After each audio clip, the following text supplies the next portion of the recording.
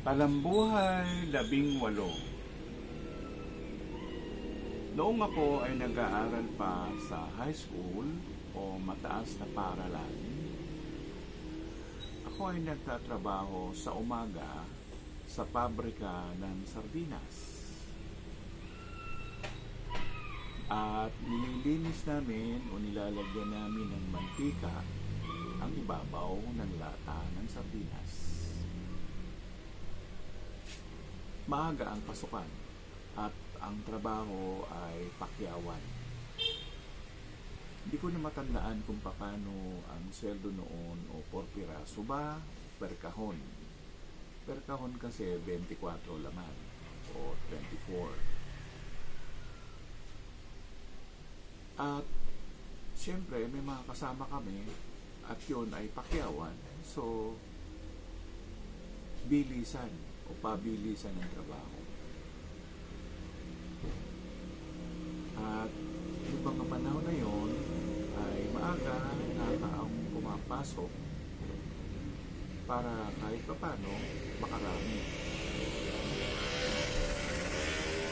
Pagkatapos, bibilangin yun. Lalagay sa kahon. At ano yun, lalagyan ng label. May label, mano-mano ang trabaho. Katapos, isasalansan sa bodega.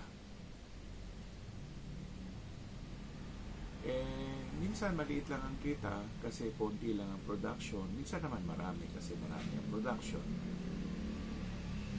At nakita ako ng chief paano ako magtrabaho. Tinawag ako ng nasabi ng chief. Yun ang pinaka-secretary nila. Kalimutan ko yung pangalan ng pabrika pero gumagawa rin sila ng keso noon. Hindi ko na matandaan. Pero ano yan, yung tinawag ako ng secretary, sabi niya, mag-supervisor ka rin, sabi niya. So, hindi ko tinanong magkano ang sweldo. So, ginawa ko siya. Aba, nung bigay na ng sweldo, ang binigay lang niya yung trabaho ko dun sa mano-mano na naglalagay ng mantika sa ibabaw ng lata ng sardinas. Sinabihan ko siya, ma'am, paano yung bayad niyo doon sa pagsusupervisor ko? At saka niya kinausap yung may-ari. At saka lang ako binigyan. Moral lesson.